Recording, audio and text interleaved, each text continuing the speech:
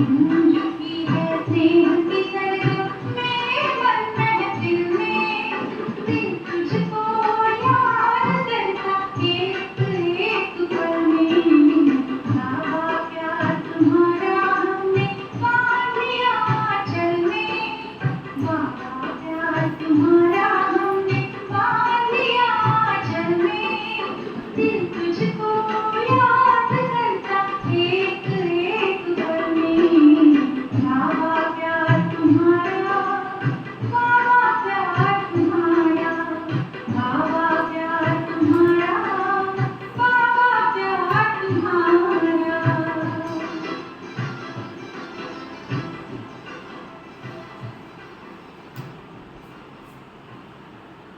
आज बाबा कहते मीठे बच्चे, याद की मेहनत तुम सबको करनी है।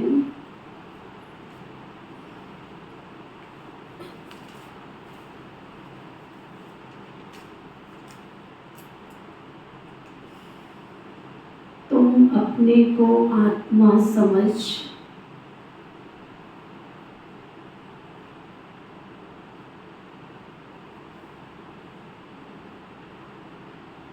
मुझ बाप को याद करो।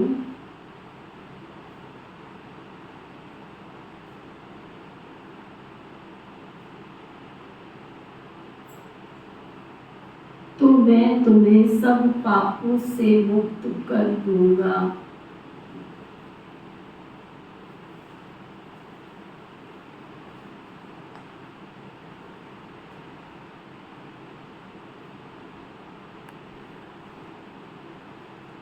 फिर बाबा पूछ रहे हैं, सर्व की सद्गति का स्थान कौन सा है?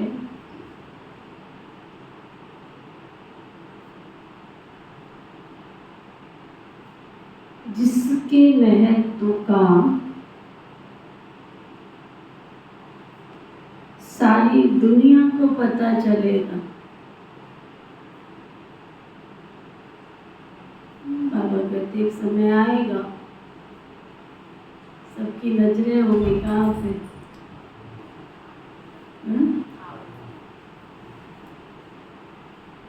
आबू अब्बा का घर है। किसी ने बहुत सुंदर कविता बनाई, आबू अब्बा का घर है। अब्बा का घर माना भगवान का घर है, हमारा घर। बाबा बता रहे हैं, आबू भूमि है सबकी सद्गति का स्थान।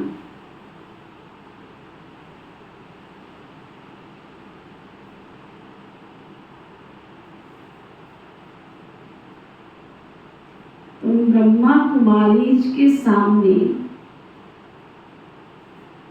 ब्रैकेट में लिख सकते हो,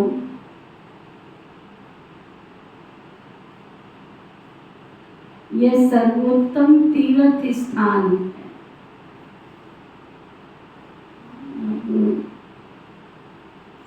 सबका सबसे तीर्थ स्थान है।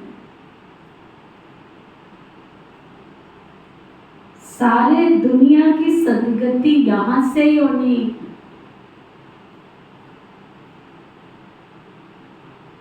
यही घर है, यही घर है, यही स्थान है जहाँ से गति सद्गति मिलेगी।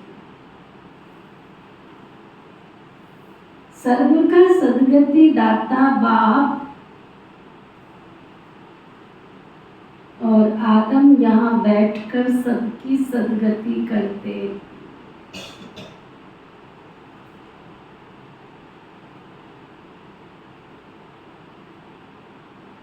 आदम अर्थात आदमी, वो देवता नहीं है,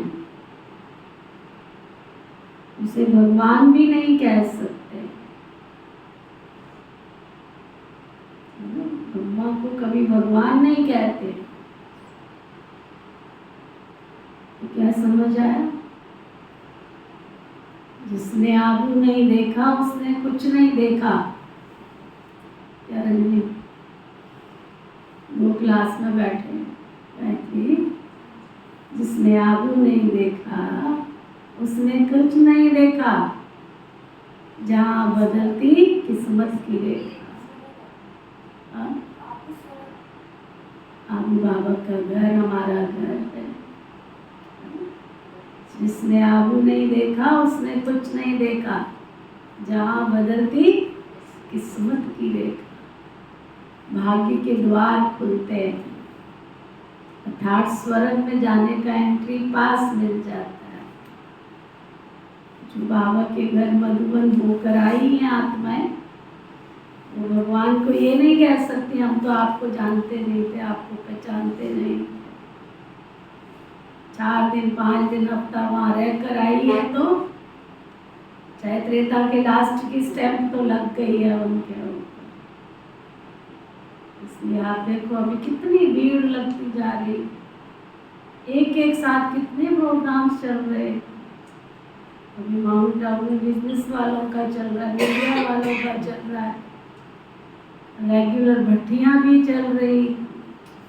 कितने बाबा के मानसरोवर में भट्टियाँ चल रही, शांतिवन में भट्टियाँ चल रही, कितने प्रोग्राम्स चल रहे हैं, कितनी रौनक लगी हुई है बाबा के घर। इतनी सब आत्माएं जाएंगी तो सही ना। 33 करोड़ आत्माएं बाबा के बच्चे स्वर्ग के अधिकारी हैं। ओम शांति। डबल ओम शांति, क्योंकि एक है बाप की, दूसरी है दादा की, दोनों की आत्मा है ना। वो है परम आत्मा और ये है आत्मा। वह भी लक्ष्य बतलाते हैं कि हम परम धाम के रहवासी हैं। दोनों ऐसे कहते हैं, बाप भी कहते हैं ओम शांति, ये भी कहते हैं ओम शांति, बच्चे भी कहते हैं ओम शांति। अर्थात हम आत्मा शांति धाम की निवासी हैं। यहाँ अलग अलग होकर बैठना है, अंग से अंग भी नहीं मिलना चाहिए, क्योंकि हर एक की अवस्था योग में रात और दिन का फर्क। कोई बहुत अच्छा याद करते हैं, कोई बिल्कुल भी याद नहीं करते। तो जो बिल्कुल याद नहीं करते वो है पापात्मा। पापात्मा कह दिया है बाबा ने, जो बिल्कुल भी बाबा को याद नहीं करते वो है पाप। तमो प्रधान, और जो याद करते हैं वो है पुण्य आत्मा, सतो प्रधान। बहुत फर्क हो गया ना। घर में भल इकट्ठे रहते हैं परंतु फर्क तो पड़ता है ना। इसलिए ही भागवत में आसुरी नाम गाए हुए। इस समय की बात है, बाप बैठ बच्चों को समझाते हैं। ये है ईश्वरीय चरित्र जो भक्ति मार्ग में गाए जाते हैं। सतयुग में तो कुछ भी याद नहीं रहेगा, सब कुछ भूल जाएंगे। बाप अभी शिक्षा देते हैं, सतयुग में तो बिल्कुल भूल जाते हैं। फिर द्वापर में शास्त्र आदि बनाते हैं और कोशिश करते हैं राजयोग सिखलाने, परंतु ऐसा राजयोग तो कोई सिखा ही ना सके। वह तो बाप जब सम्मुख आते हैं तभी आकर सिखलाते हैं। तुम जानते हो कैसे बाप राजयोग सिखलाते हैं? फिर 5000 वर्ष के बाद आकर ऐसे ही सिखलाएंगे। ऐसे ही कहेंगे मीठे मीठे रूहानी बच्चों, ऐसे कभी भी कोई मनुष्य मनुष्य को कह न सके। न देवताएं देवताओं को कह सकते हैं। एक है रूहानी बाप ही रूहानी रूहानी बच्चों को कहते हैं। एक बार पार्ट बजाया, फिर 5000 वर्ष के बाद पार्ट बजाए, क्योंकि फिर तुम सीढ़ी उतरते हो। तुम्हारी बुद्धि में अब आदि मध्य अंत का राज है ना, जानते हो वह है शांति धाम अब अथवा परम धाम। हम आत्माएं भिन्न भिन्न धर्म की सब नंबरवार वहां रहती है। निराकारी दुनिया में जैसे स्टार्स देखते हो ना कैसे खड़े हैं, कुछ देखने में नहीं आता। ऊपर में कोई चीज नहीं है, ब्रह्म महातत्व। यहाँ तुम धरती पर खड़े हो, ये है कर्म क्षेत्र। यहाँ आकर शरीर लेकर कर्म करते हो। बाबा ने समझाया है, तुम जब मेरे द्वारा वर्षा पाते हो तो 21 जन्म तुम्हारे कर्म अकर्म बन जाते, न लाभ न हानि। लाभ और हानि भी ये संगम युग की यादगार है। योग करते हो तो लाभ है, निंदा चुगली पर चिंतन करते हो तो हानि है। सतयुग में तो तुम यहाँ से अपनी प्रारब्ध जमा करके जाते हो, तो वहाँ ना तो लाभ है और ना तो हानि है। तुम्हारे कर्म अकर्म बन जाते। कितनी बढ़िया एफडी बाबा बनाते थे। 21 जन्म की रिकॉर्डिंग। 21 जन्म तक हमें कुछ कमाने की दरकार नहीं पड़ेगी, आदान प्रदान का व्यापार होगा बस।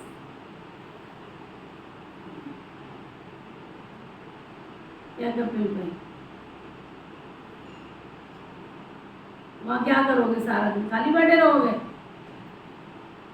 काम तो करना पड़ेगा। लोग रहते हैं तो काम तो करना पड़ेगा, लेकिन तनख्वाह नहीं होगी वहाँ कोई। लोभ लालच तो बहुत दूर की बात है। आदान प्रदान होगा। तुमको ये आता है तो तुम ये कर दो, तुमको ये आता है तो तुम ये कर दो। पहले जमाने में लोगों के गांव के घर कैसे बनते थे? पैसा थोड़ी लेते थे। कोई मिस्त्री मजदूर भी होते थे, पैसा थोड़ी लेते थे, बस उनको रोटी पानी मिल जाता था। दाने में से दाना मिल। अभी भी कई गांव में है, कलयुग की कई, सतयुग की कई निशानियां कलयुग में भी है। उनके घर परिवार को दाना पानी डाल देते हैं, दे देते हैं, बस वो बेचारा उस साहूकार के घर में, जमींदार के घर में लगा रहता है। तो ऐसे सतयुग में भी होगा, लगे रहेंगे, हम बैठे नहीं रहेंगे। तब बाबा कहता है जो प्रारब्ध तुम्हें यहाँ जमा करनी है वो जमा कर लो। अगर नौकरी की टोकरी उठानी है तो वो तो वहाँ पे भी उठाएंगे ही। ऐसा थोड़ी कि वहाँ खेती बाड़ी नहीं होगी, खेती बाड़ी तो होगी ना। पेड़ पौधों की देखभाल तो करेंगे ना, माली तो होगा ना। ऐसे थोड़ी बगीचे अपने आप तैयार होते रहेंगे। तैयार करने के लिए माली तो होगा ना। बाग बगीचे तो होंगे ना, नदी नाले तो होंगे ना, झरने तो होंगे ना। तो उनकी सफाई कौन करेगा? सफाई कर्मचारी होंगे, पर कर्मचारी शब्द नहीं होगा।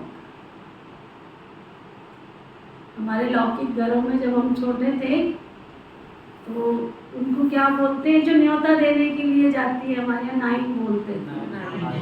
आज भी नाइन बोलते हैं, है ना?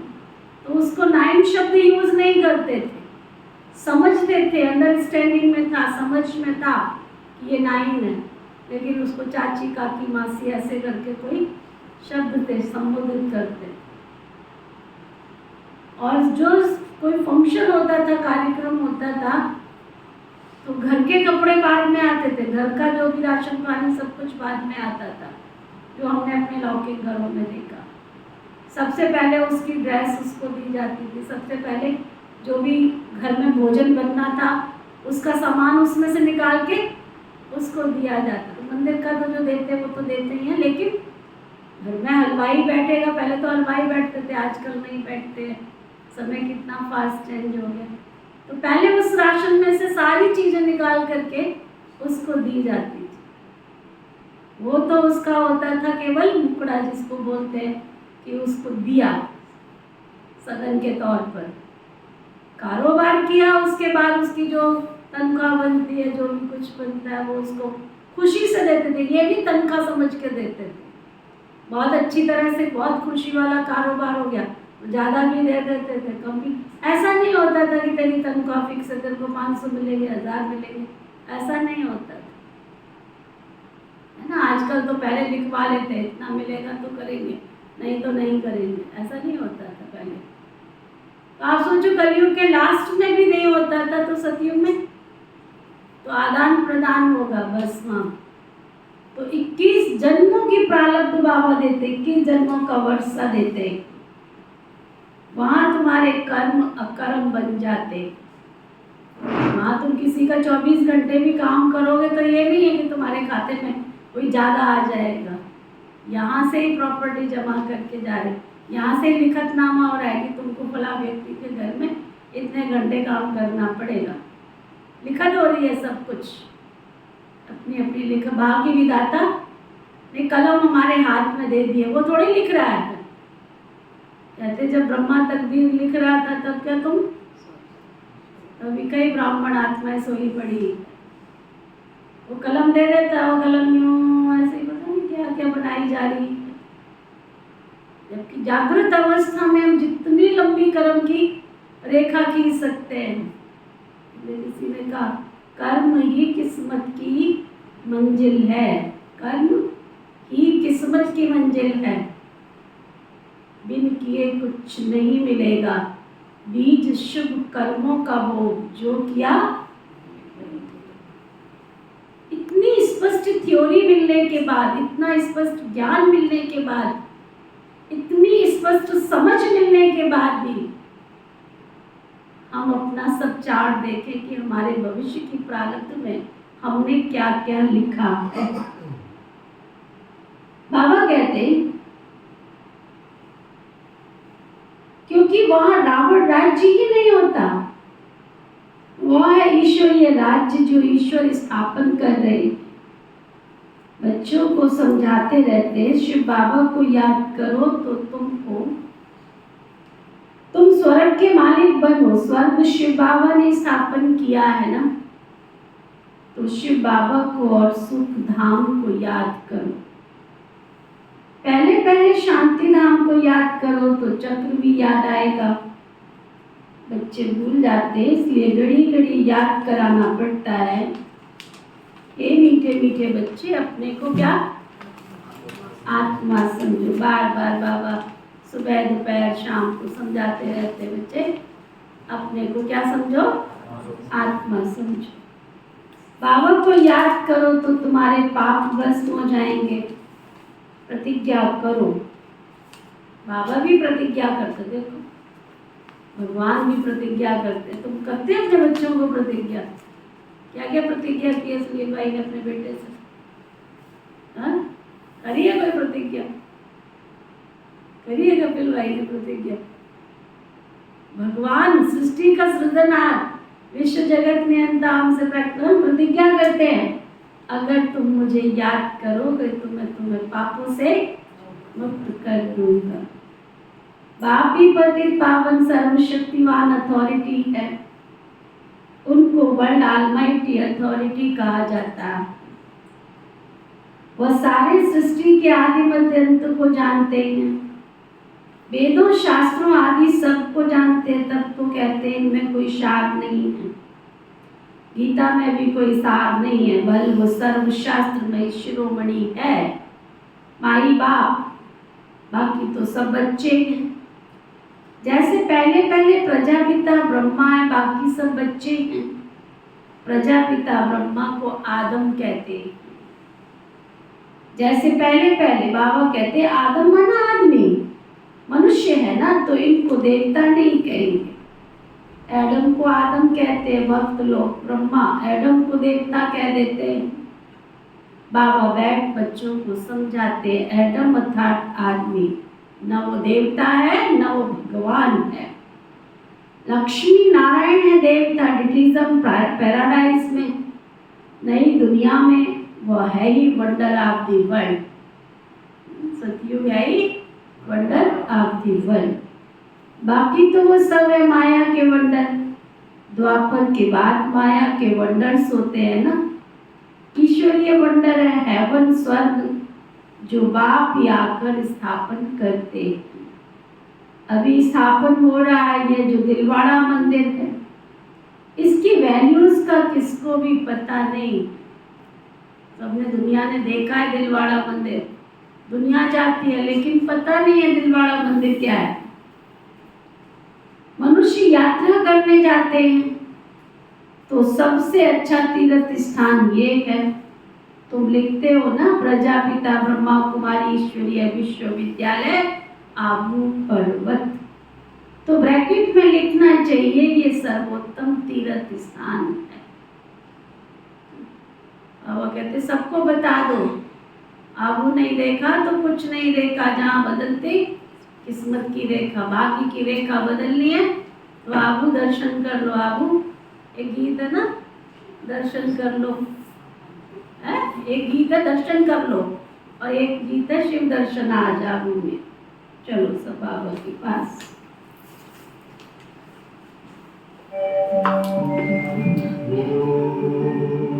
शांति शांति ओम शांति शांति।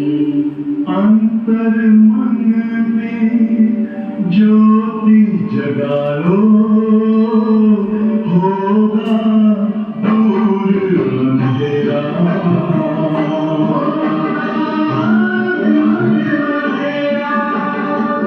शिव का कर लो ध्यान, आ रहा पावन पुण्य सवेरा।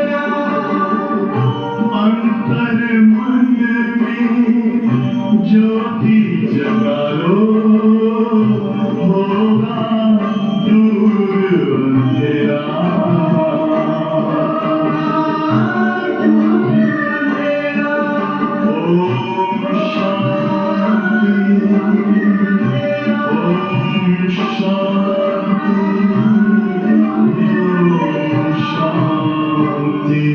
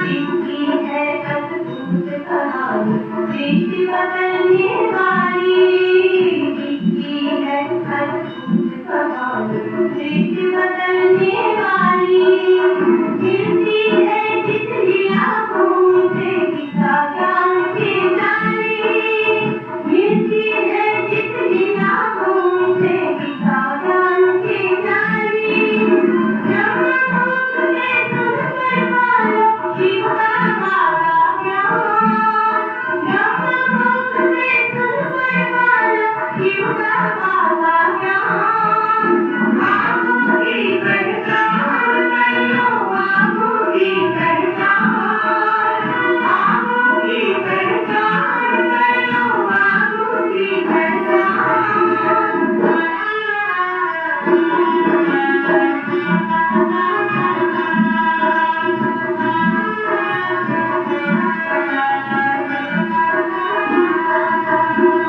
जिनको अपने पिता समझ कर उच्च ज्ञान पर जानो, जिनको अपने पिता समझ कर उच्च ज्ञान पर जानो, दिवाना का मर्म जान कर आत्मतत्व पहचानो, दिवाना का मर्म जान कर आत्मतत्व पहचानो, अनुभव के एक दर्शन से सब कर लो अपनी जान, अनुभव के एक दर्शन से सब कर लो अपनी जान, आँखों की पहचान कर लो, आँखों की पहचान, आँखों की पहचान कर लो, आँखों की पहचान।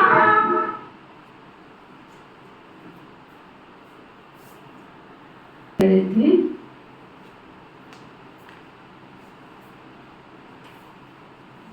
मनुष्य यात्रा करने जाते हैं परंतु किसको मालूम नहीं है सबसे अच्छा तीर्थ स्थान तो यही है। तुम ब्रैकेट में लिख सकते हो क्योंकि तुम जानते हो कि सर्वगति गति सदगति यही हो सकती है और कहीं नहीं हो सकती। ये कोई जानते नहीं है। जैसे सर्व शास्त्र में शिरोमणि गीता है वैसे सर्व तीर्थों में श्रेष्ठ तीर्थ आबू है। तो मनुष्य पढ़ेंगे अटेंशन जाएगा। सारे वर्ल्ड के तीर्थों में ये सबसे बड़ा तीर्थ है जहाँ बाप बैठ सबकी सदगति करते। तीर्थ तो बहुत हो गए दुनिया में। गांधी की समाधि को भी तीर्थ समझते हैं। सब जाकर वहाँ फूल आदि चढ़ाते हैं परंतु पता किसी को कुछ भी है नहीं। तुम जानते हो तुमको यहाँ बैठे दिल अंदर खुशी होनी चाहिए। हम स्वर्ग की स्थापना कर रहे। अब आप कहते हैं अपने को आत्मा समझ मुझे याद करो। पढ़ाई तो बहुत सहज है, कुछ भी तो खर्चा नहीं लगता। क्या खर्चा होता है तुम्हारा? क्या खर्चा लगता है? जाके पूछो आज दुनिया में पढ़ाई का खर्चा कितना। एक बच्चे को मैंने पूछा तू जॉब क्यों नहीं कर लेता? कहती जॉब कहाँ कर सकता दीदी, कहाँ कर सकते। 1-1 करोड़ तो रिश्वत मांगते हैं। तो सारी उम्र में कमाऊंगा और फिर वो भी कमाऊंगा तो झूठ फरेब का धंधा करना पड़ेगा मुझे आगे जाके। तब जाके मैं जो मैंने लगाया है लाऊं कहाँ से? पहली बात तो ये कहाँ रखी है जॉब? तो पहली बात तो ये रिश्वत देनी पड़ती। दूसरी बात दे भी देंगे या वहाँ से कर्जा उठा के कर भी देंगे कुछ, तो उसको निभाने के लिए फिर मुझे आगे 2 नंबर का काम करना पड़ेगा, लूट का सूट करना पड़ेगा। आत्मा नहीं मानती, दिल स्वीकार नहीं करता है। कम खाओ गम खाओ, शांति के दोनों भी खाओ। ऐसे भी दुनिया में बहुत बच्चे हैं समझदार, जरूर माँ बाप ने अच्छे संस्कार दिए होंगे तो हेरा फेरी झूठ फरेब का धंधा नहीं करेंगे। ये ज्ञानियों की बात कर रही है, ज्ञानियों की बात नहीं कर रही। ऐसे भी दुनिया में बहुत बच्चे कहते नहीं दीदी हम ये धंधा नहीं कर सकते, आत्मा नहीं मानती है। बाबा कहते हैं कुछ भी खर्चा नहीं लगता। तुम्हारी मम्मा को एक पाई का खर्चा लगा क्या? सोचो, विचार करो। बिगर कौड़ी खर्चा पढ़कर कितना होशियार नंबर 1 चली गई। एक लक्ष्य रखा, बाबा को जो है जैसा है जाना माना पहचाना, राजयोगिन बन गई ना। मम्मा जैसी कोई निकली नहीं है दूसरी। देखो आत्माओं को भी बाप बैठ पढ़ाते, आत्माओं को राज्य मिलता है। आत्मा ने राज्य गवाया, इतनी छोटी सी आत्मा कितना काम करती है। बुरे से बुरा काम है विकारों में जाना, सबसे बुरा काम है काम विकार के वशीभूत होना। आत्मा 84 जन्मों का पाठ बजाती है। छोटी सी आत्मा में कितनी ताकत है, सारे विश्व पर राज्य करती है। देवताओं की आत्मा में कितनी ताकत है।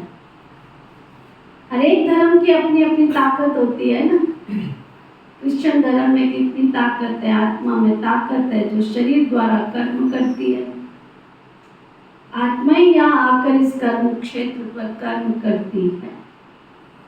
वहाँ बुरा कर्तव्य होता नहीं। आत्मा विकारी मार्ग में जाती है तब उसको रावण राज्य कहा जाता है। मनुष्य तो कह देते विकार सदैव है ही, तुम समझा सकते हो। वहाँ रावण राज्य नहीं है तो विकार कैसे हो सकते? वहाँ तो योग बल की ताकत है। भारत का राजयोग मशहूर है, बहुत सीखना चाहते हैं, परंतु जब तुम सिखलाओ और तो कोई सिखला ना सके। जैसे महर्षि था, कितनी मेहनत करता था योग सिखलाने की, परंतु दुनिया थोड़ा ही जानती है कि हठ योगी राजयोग कैसे सिखलाएंगे। चिन्मयानंद के पास कितने जाते, एक बार वो कह दे कि सचमुच भारत का प्राचीन राजयोग सिवाय ब्रह्मा कुमारियों के कोई सिखा नहीं सकते तो बस। परंतु ऐसा कायदा नहीं जो अभी ये आवाज निकले। सब थोड़े ही समझेंगे, बड़ी मेहनत है, महिमा भी बहुत होगी लेकिन पिछाड़ी में होगी। आएगा वो समय। कहते हैं ना, अहो प्रभु अहो शिव, आपकी शिव बाबा आपकी लीला अपरम अपार। एक वीआईपी को बुलाते थे, एक मिनिस्टर को बुलाते थे, बड़ा खर्चा करना पड़ता था। और आज बाबा के घर में खुद खर्चा करके जाते हैं। हमें याद है जब हम बाबा के घर में सेवाएं जो कॉन्फ्रेंस शुरू हुई तो जो पत्रकार होते थे या कोई और डिग्निटी वाले होते थे या कुछ और बड़ी पोस्ट पे होते थे तो आश्रम से खर्चा करके फिर उनको लेकर जाते। आज वो समय है कि हम क्या खर्चा करेंगे, जाते भी हैं और साथ में खर्चा यज्ञ सेवा भी करके आते। आज वो समय। अभी ग्लोबल रिट्रीट है बाबा के घर मधुबन में 3 तारीख को, 4 तारीख से 4 तारीख से 8 तारीख तक, 4 से 9 ऐसा कुछ। कितने मिनिस्टर आ रहे, कल मृत्युंजय भाई सुना रहे, कितने मिनिस्टर आ रहे, 60-70 की लिस्ट तो उन्होंने सुना दी। द्रौपदी मुर्मू जी भी पहुंच रही हैं और साथ में और 60-70 अलग अलग, कितने तो पत्रकारों के लिस्ट बताए। वो समय नज़दीक तो पहुंच गया।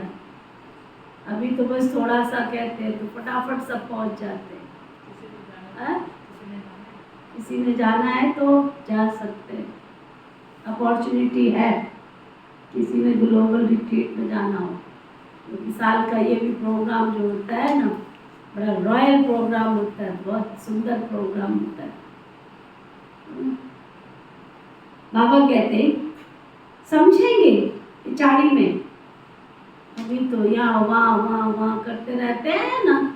बाबा कहते कहेंगे अहो प्रभु अहो शिव बाबा आपकी लीला अभी तुम समझते हो, तुम्हारे सिवाय बाप को सुप्रीम बाप, सुप्रीम टीचर, सुप्रीम सतगुरु और कोई समझते नहीं। यहाँ भी बहुत है जिनको चलते चलते माया हैरान कर देती है, अच्छे भले चल रहे होते हैं। उसने ऐसे कह दिया था, उसने वैसे कह दिया था, फलाने ने ऐसे कह दिया था, तकदीर को लकीर तो तेरे लगी ना, तो अपनी तकदीर को देखना कहाँ जा रही है तकदीर तेरी। बाबा कहते जिनको चलते चलते माया हैरान कर देती है और बिल्कुल बेसमझ बन पड़ते हैं। बड़ी मंजिल है ना ऊंची, युद्ध का मैदान है, इसमें माया बिगड़ डालती है। वो लोग विनाश के लिए तैयारी कर रहे हैं, तुम यहाँ 5 विकारों को जीतने के लिए पुरुषार्थ कर रहे हैं। तुम विजय के लिए, वो विनाश के लिए पुरुषार्थ कर रहे हैं। दोनों काम इकट्ठे होंगे ना। अभी टाइम पड़ा है, हमारा राज्य थोड़ा ही स्थापन हो गया है। राजाएं प्रजा आदि सब बनने हैं। कितनी देर लगेगी बनाने में बाबा को?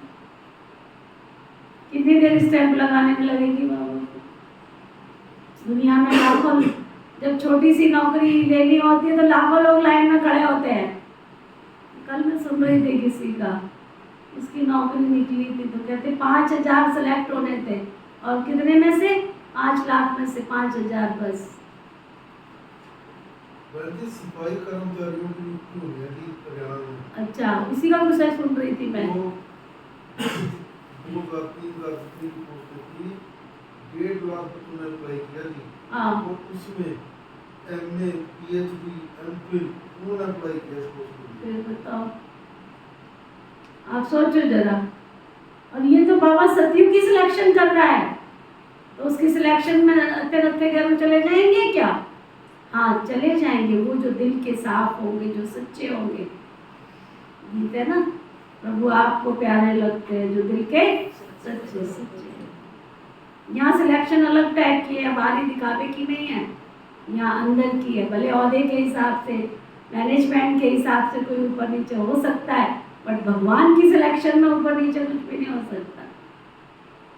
भगवान की सिलेक्शन में झाड़ू लगाने वाला भी गद्दी पे बैठ सकता है ना? बाबा कहते राजा प्रजा आदि सब बनने हैं, तुम आधा कल्प के लिए बाबा से वर्षा लेते हो, बाकी मोक्ष कोई को मिलता नहीं। वह लोग फल कहते हैं फलाने ने मोक्ष को पाया, मरने के बाद उनको थोड़ा ही मालूम है कि वो कहाँ गया। कल एक भाई सुना रहा था, दीदी हमारे गांव में एक है ना, वो व्यास जी में जाते होंगे, उसकी घरवाली व्यास जी में जाती होगी, तो उसका पति है ना सारा समय एक ही बात बोलता रहता था। वो पूजा पाठ कुछ भी नहीं करता था, नित्य नियम कुछ नहीं करता था, कहता रहता था इसकी पूछ पकड़ के चला जाऊंगा, इसकी पूछ पकड़ के चला जाऊंगा। घरवाली बैठी है, वो तो खुद ही चला गया। किसकी पूछ पकड़ के गया? किसकी पूछ पकड़ के गया? वो तो यही बैठी है। अब पूछ किसकी पकड़ के हो सकता है? दो जग में दोनों गए, माया मिली न राम। हाँ, बाबा कहते मरने के बाद क्या मालूम कहाँ गया, ऐसे ही गप्पड़े मारते रहते हैं। तुम जानते हो जो शरीर छोड़ते हैं वह फिर दूसरा शरीर लेंगे, मोक्ष पे पा नहीं सकते। ऐसे नहीं कि बुदबुदा पानी में लीन हो जाता है। बाप कहते हैं ये शास्त्र आदि सब भक्ति मार्ग की सामग्री है, तुम बच्चे सम्मुख सुनते हो, गरम गरम हलवा खाते हो, तुम इतना अच्छा बाबा भोजन खिलाते हैं तुमको। कौन सा? सूजी मैदे वाला हलवा? हाँ, सूजी मैदे वाले हलवे की बात कर रहे बाबा, तो कौन से हलवे की बात कर रहे हैं? ज्ञान का हलवा खिलाते गरम गरम। सबसे जास्ती गरम हलवा कौन खाते हैं? ये ब्रह्मा, ये तो बिल्कुल उनके बाजू में बैठे झट से सुन लेते हैं और धारण करते हैं, फिर यही सूक्ष्म पद पाते हैं, मुझ पद पाते हैं, सूक्ष्म बर्तन में बैठने में इनका साक्षात्कार करते हैं। यहाँ भी इनको देखते हैं आंखों से। बाबा पढ़ाते तो सबको, बाकी याद की मेहनत है, याद में रहना है ना। तुमको बहुत डिफिकल्ट लगता है, वैसे इनको भी, इसमें कोई कृपा की बात नहीं है। बाबा कहते हैं हमने लौन दिया, उनका हिसाब किताब देंगे, बाकी याद का पुरुषार्थ तो इनको भी करना है। समझता हूँ बाजू में बैठा है, बाबा को याद करते करते भी भूल जाता हूँ। सबसे जास्ती मेहनत तो इनको करनी पड़ती है। युद्ध के मैदान में जो महारथी पहलवान होते हैं, जैसे हनुमान का मिसाल है, तो उनको ही माया ने परीक्षा भी ले ली, क्योंकि वो महावीर था ना। जितना जास्ती पहलवान उतना जास्ती माया परीक्षा लेती है, तूफान जास्ती आते हैं। बच्चे लिखते हैं बाबा हमको ये होता है, बाबा कहते हैं सब कुछ होगा।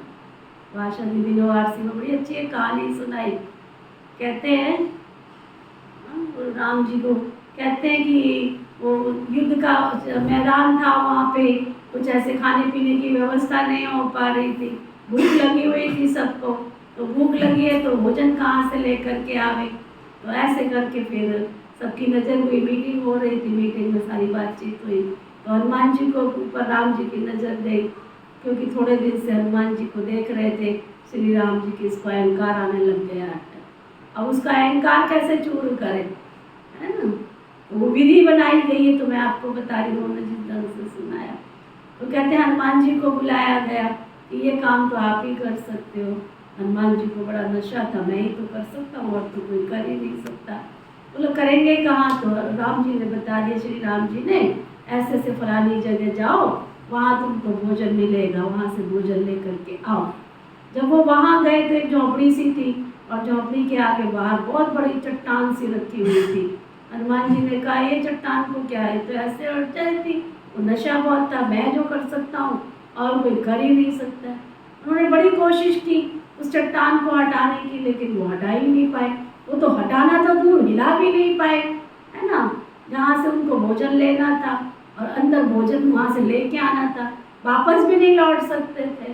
तो अब करें तो करें क्या, है ना। तो अंदर से जो बुढ़िया बैठी हुई थी, जिसने भोजन देना था तैयार करके, वो तो भोजन तैयार करके बैठी हुई थी, उसने देखा कि इससे तो चट्टान हिल भी नहीं रही है ना। बहुत कोशिश की हनुमान जी ने, बड़ा जोर लगाया, ऊपर नीचे चला गए मार के। वो बुढ़िया जब आई ना, उसने तो ऐसे हाथ लगाया और ऐसे चट्टान सरक के बिल्कुल हट गई। वो हनुमान जी को देखते रह गए, ये ऐसे कैसे हो गया, समझा ना, ये ऐसे कैसे हो गया। तो फिर उसने कहा कि अच्छा माता जी, आपका बहुत बहुत शुक्रिया, श्री रामचंद्र जी ने मुझे यहाँ पे भेजा है भोजन लेने के लिए।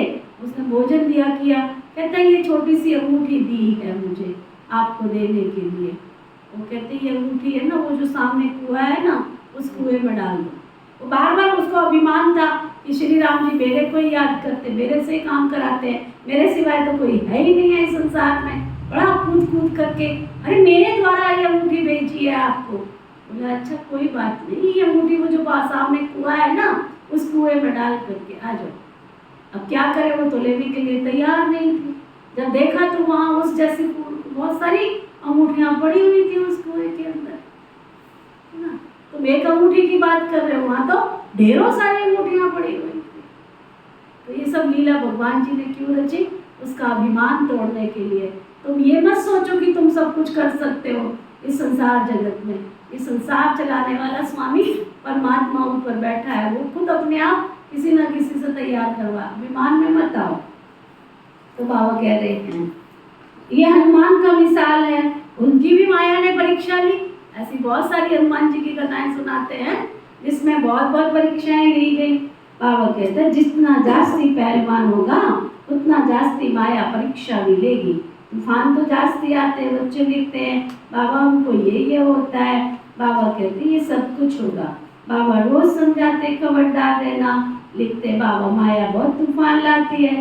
कोई कोई तो बहुत बेअभिमानी होते हैं, है ना, बाबा को बतलाते भी नहीं है। तुम अभी बहुत अकलमंद बनते हो। आत्मा पवित्र होने से शरीर भी पवित्र मिलता है। आत्मा कितना चमत्कारी हो जाती है। पहले तो गरीबी इस ज्ञान को उठाते हैं ना। बाबा भी गरीब निवास गाया हुआ है। बाकी तो वो लोग देरी से आएंगे, तुम समझते हो। तब जब तक भाई बहन नहीं बने हो तब तक भाई भाई कैसे समझोगे। पहले तो भाई बहन समझो, तब जाके तुम्हारी वृत्ति भाई भाई की बनेगी। प्रजापिता ब्रह्मा की संतान तो भाई बहन ठहरे ना। फिर बाप समझाते भाई भाई समझो, ये है पिछाड़ी का संबंध। फिर ऊपर भी भाइयों से जाकर मिलेंगे। फिर सतयुग में नया संबंध शुरू होगा। वहाँ पर साला चाचा मामा आदि ये सब संबंध होते नहीं है। काके भांजे के, काके भतीजे के, चाचे मामे के, ये संबंध होते नहीं है। बाबा कहते भाई भाई समझना है, संबंध बहुत हल्का होता है, फिर बढ़ता जाता है। बाबा समझाते भाई बहन भी नहीं, भाई भाई समझना है, नाम रूप से भी निकल जाना है। बाबा आत्माओं को पढ़ाते प्रजापिता ब्रह्मा है तब तो भाई बहन है ना। श्री कृष्ण तो खुद ही बच्चा है, वो कैसे भाई भाई बनाएंगे। गीता में ये बातें हैं नहीं, ये बिल्कुल ज्ञान न्यारा है। ड्रामा में सब नोंद है, एक सेकंड का पार्ट न मिले दूसरे से। कितने मास, कितने घंटे, कितने दिन पास होते हैं। फिर 5000 वर्ष के बाद ऐसे ही पास होंगे। कम बुद्धि वाले इस ज्ञान की धारणा को कर ही नहीं सकते हैं, इसलिए बाबा बहुत सहज करके समझाते हैं, अपने को आत्मा समझ बेहद के बाबा को याद करो। पुरानी दुनिया का विनाश भी तो होना ही है। बाबा कहते मैं आता ही तब हूँ जब संगम है, तुम ही देवता थे ये जानते हो जब इनका राज्य था, तब और कोई धर्म नहीं था। अभी तो इनका राज्य है ही नहीं है, समझा? अभी तो इनका राज्य है ही नहीं। किसका?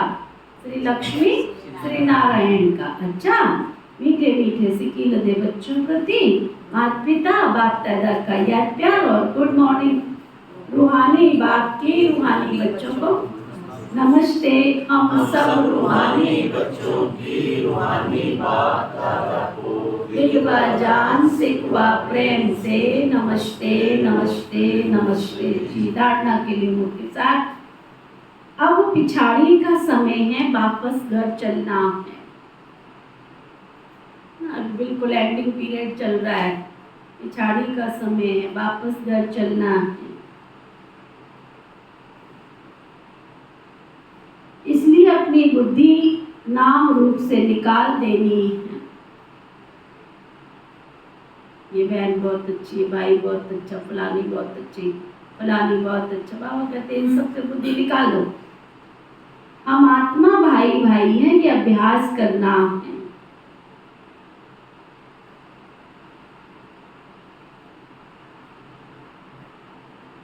देह अभिमान में नहीं आना है।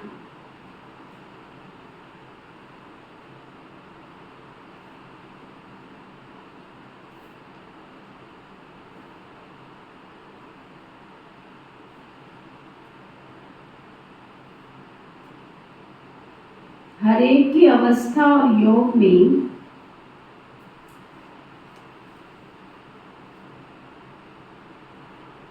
रात दिन का फर्क है, इसलिए अलग अलग होकर बैठना।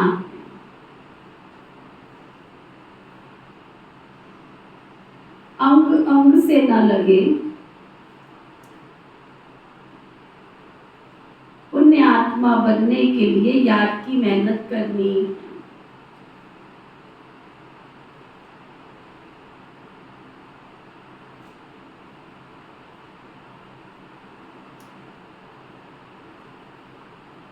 वरदान सतगुरु प्यारे बाबा का वरदान। बाबा के प्यार में अपनी मूल कमजोरी कुर्बान करने वाले ज्ञानी तुम आत्मा भव।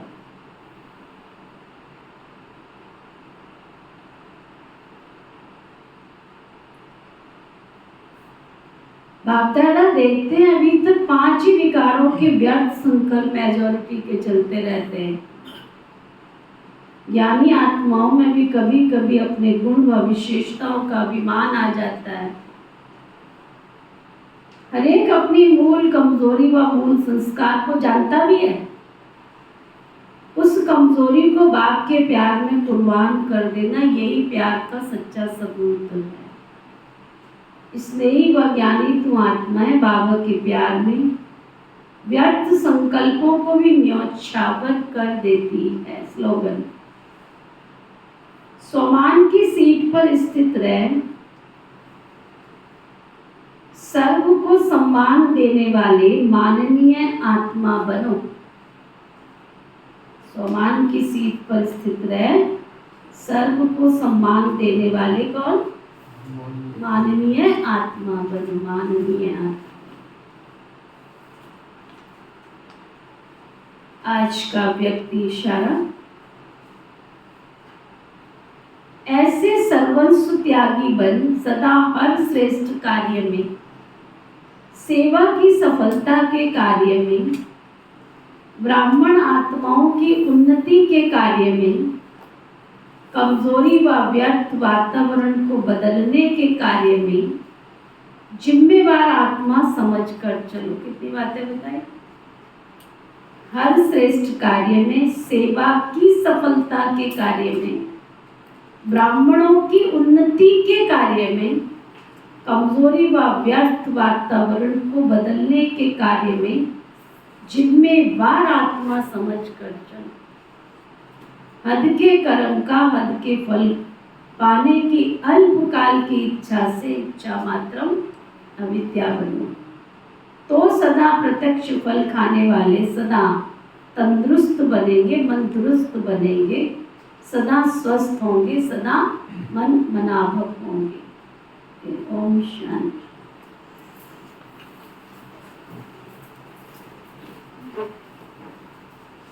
ओम शांति। ओम शांति। हम सबके मीठे प्यारे शिव बाबा, हम सबके मीठे प्यारे शिव बाबा, आपने हमें देह अभिमान से मुक्त हो, देह अभिमान से मुक्त हो, गति सदगति का रास्ता बताया। गति का रास्ता बताया। आपका तहे दिल से, आपका तहे दिल से बहुत बहुत शुक्रिया, शुक्रिया, शुक्रिया। बहुत बहुत शुक्रिया, शुक्रिया, शुक्रिया। पिता श्री ब्रह्मा बाबा, पिता श्री ब्रह्मा बाबा, मीठी मातेश्वरी मम्मा, मीठी मातेश्वरी मम्मा, इस यज्ञ की सभी छोटी बड़ी दीदी और दादियाँ, इस यज्ञ की सभी छोटी बड़ी और दीदी दादियाँ, सभी ब्राह्मण वत्स ब्रह्मा कुमार कुमारियाँ, सभी ब्राह्मण वत्स ब्रह्मा कुमार कुमारियाँ, इस समस्त भूमंडल में निवास करने वाले, इस भूमंडल में निवास करने वाले सभी जीव जंतु पशु पक्षी, सभी जीव जंतु पशु पक्षी, नर नारी मानव मात्र प्राणी, नर नारी मानव मात्र प्राणी, प्रकृति के पांचों तत्व, प्रकृति के पांचों तत्व, धरती आकाश जल वायु अग्नि, धरती आकाश जल वायु अग्नि, सभी सुखी हों, सभी सुखी हों, सभी निरोगी हों, सभी निरोगी हों, सभी मंगलकारी हों, सभी मंगलकारी हों, धर्म की जय हो, धर्म की जय हो, अधर्म का नाश हो, अधर्म का विनाश हो, प्राणियों में सद्भाव हो, प्राणियों में सद्भाव हो, विश्व का कल्याण हो। विश्व का कल्याण हो। अगर हमारे द्वारा किसी को कोई कष्ट पहुंचा है, किसी को कोई कष्ट पहुंचा है, दुख पहुंचा है, तो हम क्षमा प्रार्थी हैं। तो हम क्षमा प्रार्थी हैं। अगर आपके द्वारा हमें कष्ट पहुंचा है, अगर आपके द्वारा हमें कष्ट पहुंचा है, दुख पहुंचा है, तो हम क्षमा दान करते हैं। तो हम क्षमा दान करते हैं। सबके प्रति सुखी रहने की मंगल कामना करते हैं। मंगल कामना करते हैं। ओम शांति शांति शांति। ओम शांति शांति शांति।